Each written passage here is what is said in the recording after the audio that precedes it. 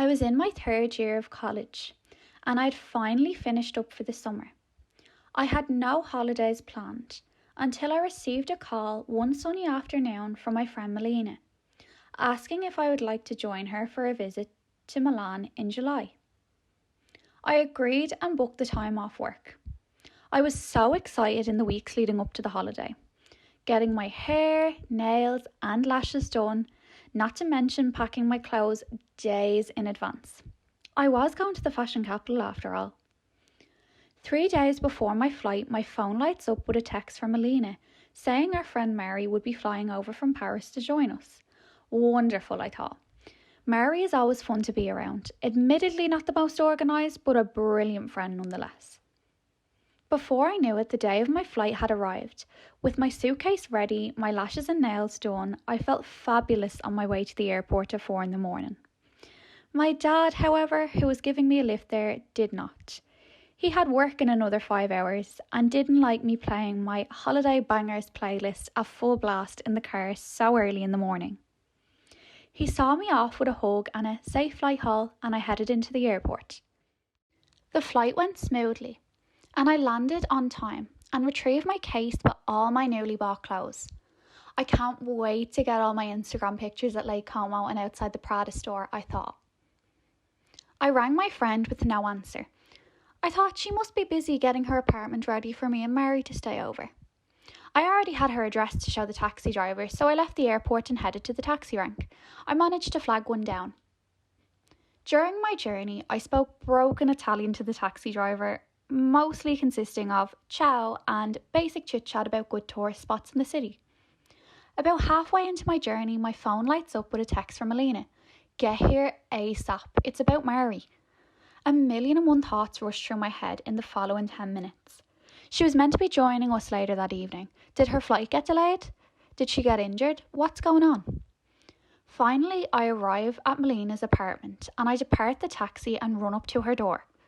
She opens it straight away and the first thing I hear is, Mhairi got robbed in Paris.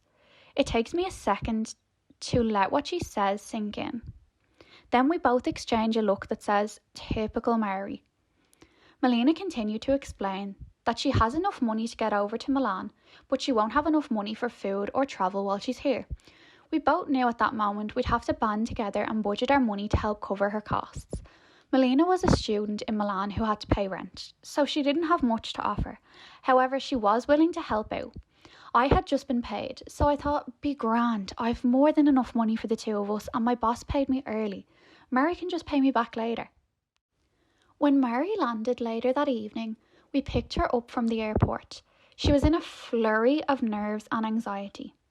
So we decided to bring her out to a sushi place, her favourite food. And then for a few cocktails in the rooftop bar. Only a few though, as we had to be up early for Lake Como the next morning. Over the next few days, Mhairi thanked us over and over again for our generosity and began to panic less and actually enjoy her holiday. Sightseeing, swimming in Lake Como, eating and drinking with us, and admittedly helping me get pictures for my Instagram every half an hour like a typical tourist. Before we knew it, we were exhausted, and it was time to head to the airport for our flight home on Sunday morning. We got up, ate our breakfast that Melina kindly got us, got our cases together, hugged Melina goodbye, and headed to the airport. As we were leaving, Melina shouted from her balcony, "Safe flight, girls!" and we got into our taxi to the airport. At the airport, we checked in our bags in the long queue, and I decided to reward us with lunch for that long wait. We opted for a cafe with lovely chicken burgers and chips. When we were finished, we went through security and to our departure gate. As we were sitting down in the waiting area, calculating what Mhairi owed myself and Melina, she was looking for her earphones in her carry-on tote bag from Urban Outfitters. There was a zip compartment, so she looked in there, and what does she find? Her AIB debit card. It turns out only her cash was taken in Paris. I turn to her, laugh and say, such a Mhairi moment.